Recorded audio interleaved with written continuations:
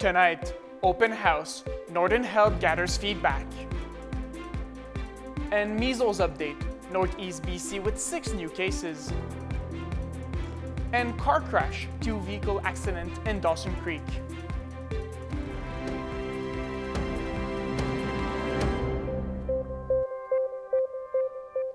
Good evening and thank you for joining us. We begin tonight with an open house in Tumbler Ridge hosted by Northern Health on Sunday.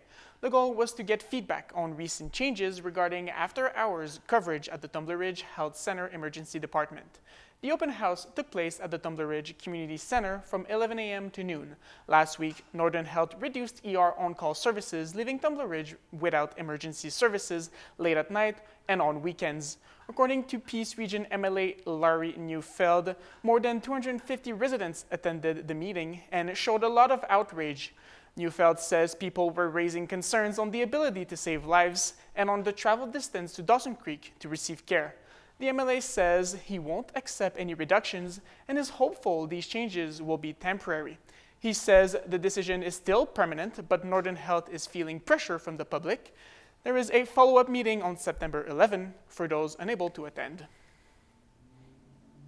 The BC Centre for Disease Control has confirmed 6 new cases of measles in the Northern Health region.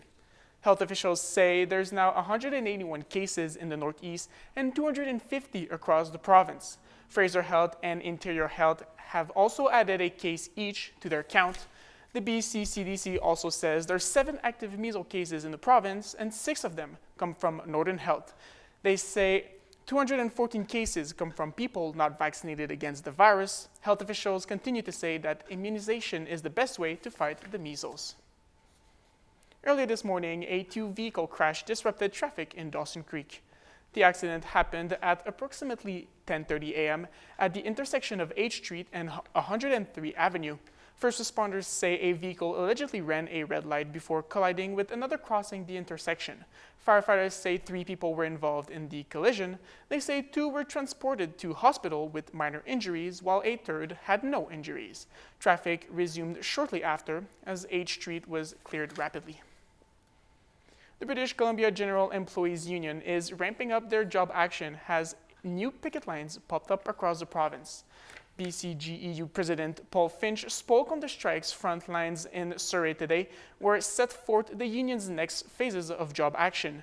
The 5th consecutive day of strikes saw protests escalate across BC. 14 new picket line locations were announced across 10 new communities, including 2 additional sites in the capital region. That brings the area's total to 11. Job action from the 34,000-member union has already shut down ICBC and government services in Surrey, Victoria, and Prince George. The goal is simple here. We want government to come back to the table with a wage offer that meets the needs of our membership, that meets the needs of working people in BC, and we're going to keep escalating until we do that. At this time, we've prioritized not impacting the general public. We've prioritized impacting core government services. After a while, if government does not come to the table, that will change. The union remains firm in their requests for a 8.25% wage increase over 2 years, with appropriate adjustments to account for BC's rising cost of living. An update now on BC's wildfire situation as some cooler weather moves into the province. There are currently 142 fires burning, with 51 of them out of control. On Sunday, the Cariboo Regional District issued an evacuation order for 85 parcels and 42 structures near the Smoky Lake fire area. This adds to hundreds of other properties in the region with evacuation orders since Friday. Multiple evacuation alerts and orders also remain in place for the Mine Creek and Beef Trail Creek wildfires. Officials say today is expected to bring slightly cooler and unsettled weather to the central and southern interior. Local downpours are also possible in these regions, which could help fight wildfires. Doctors, nurses, and First Nations leaders gathered in Vancouver today to sound the alarm on the health risk of BC's fossil fuel industry. We collectively and urgently call on the BC government to first and foremost fund a comprehensive independent health impact assessment of LNG and fracking in BC and pause all new fracking and LNG development until it is completed. The group outlined 7 actions it wants BC to take to address their concerns today on Commercial Drive. They're responding to recent legislation known as Bills 14 and 15 that allows the province to fast-track LNG projects, amongst others. The group argues these projects are driving climate change, harming Indigenous communities, and straining the healthcare system. Some people are raising concerns that Canada may be leaving environmental policies in the past. Since taking office, Prime Minister Mark Carney has cancelled the consumer carbon tax and is now pausing the electric vehicle mandate. Here's CTV's Colton Prell on where Ottawa's climate plan appears to be headed. Climate-centric policies, once a hallmark of the Liberal government, are now being undone.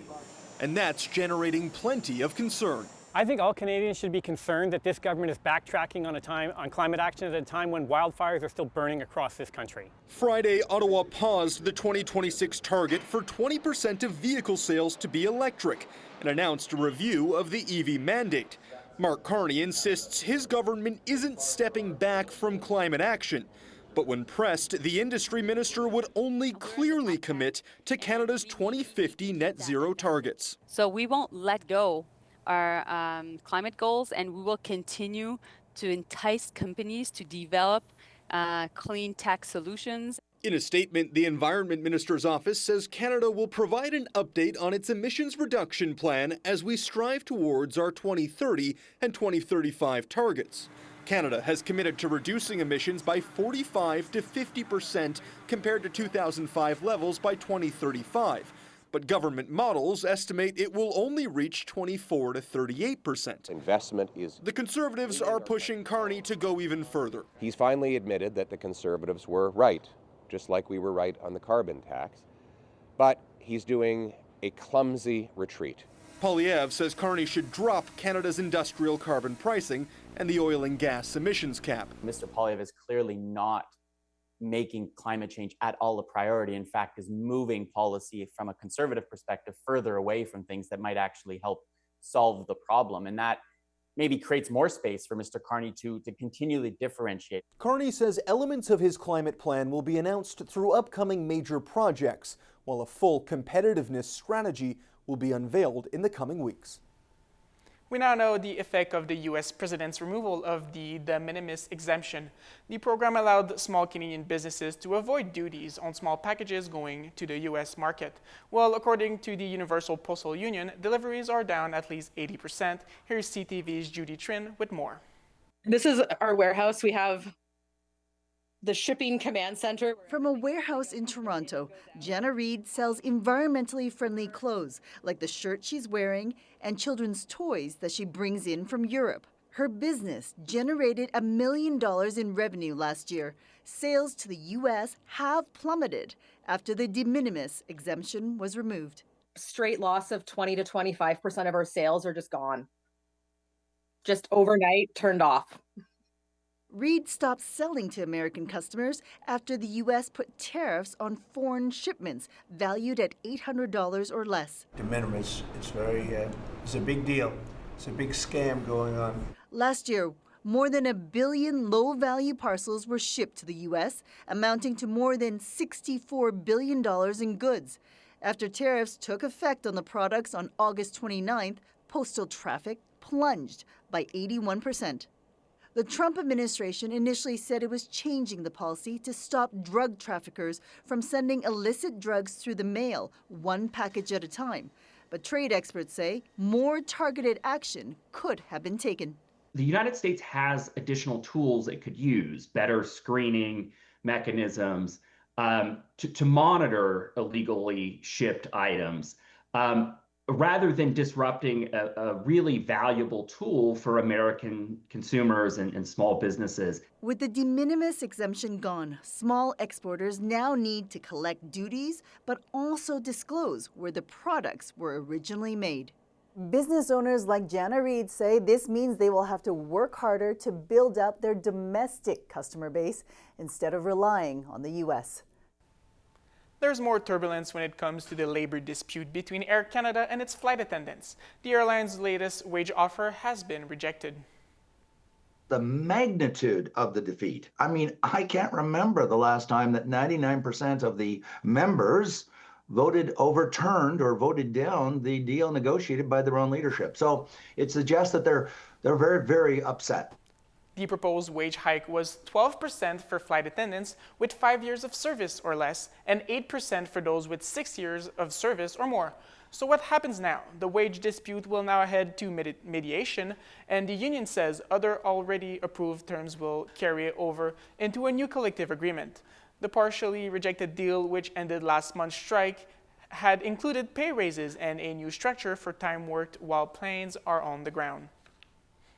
To some tense moments as a WestJet flight from Toronto touched down in the Caribbean. Its landing gears reportedly collapsed, and passengers were then quickly evacuated down emergency slides. We are learning more about what may have caused it. Here's CTV's Rahim Ladani with the details. Passengers on board this Boeing 737 were jolted as their aircraft fiercely made contact with the runway in St. Martin in the Caribbean Sunday afternoon. It was a very hard bounce. The plane really did vibrate through and throughout. 164 people were on board this WestJet flight arriving from Toronto around 1:30 local time. Moments after flying over the famous Maho Beach, where tourists watch planes pass over them daily, the aircraft made a hard landing, tipping to the right side, appearing to collapse the landing gear. The last 15, 20 feet of the landing approach, you're going to flare the airplane out, where you raise the nose slightly, increase the lift on the wing, slows the descent rate. If you do that too early, you float down the runway. And if you do it too late, well, I think you can kind of see what happens. Passengers had to slide down the aircraft, and emergency responders deployed foam as a precaution. 3 people were taken to hospital for medical evaluation, but the airport is reporting no injuries. At first, it really wasn't registering. I was more concerned about getting off and making sure my wife was okay. But now it's just to think about it. We almost lost our lives. In a statement, WestJet says, "At this time, we are awaiting confirmation on the exact nature of the incident. Our teams are focused on supporting our guests and crew, ensuring their safety and care remain our highest priority." John Genetakis and his family are stuck on the island. They were supposed to fly home to Toronto before the incident, but have since had multiple flights canceled and say WestJet isn't communicating with them. I've emailed, text, we've called, no response at all, nothing. That's the frustration. It's just no communication at all, zero. The Transportation Safety Board of Canada will be sending a team to lead an investigation into the incident, but add the agency does not assign fault or determine civil or criminal liability. Rahim Ladani, CTV News, Toronto. And a caution about this next story, as we are about to show you the sexually suggestive letter allegedly written by Donald Trump to convicted sex offender Jeffrey Epstein. It was released today by Democrats on the U.S. House Oversight Committee. This is the first time this image has been made public, although the contents of the letter were already known. The words written inside a drawing of a woman's body were part of a 2003 book compiled for Epstein's birthday. It ends with the line, "Happy birthday, and may every day be another wonderful secret." Trump has denied writing the letter and drawing the picture. Today, the White House called the entire birthday card story false, calling it fake news. Stay tuned, we'll be right back with weather.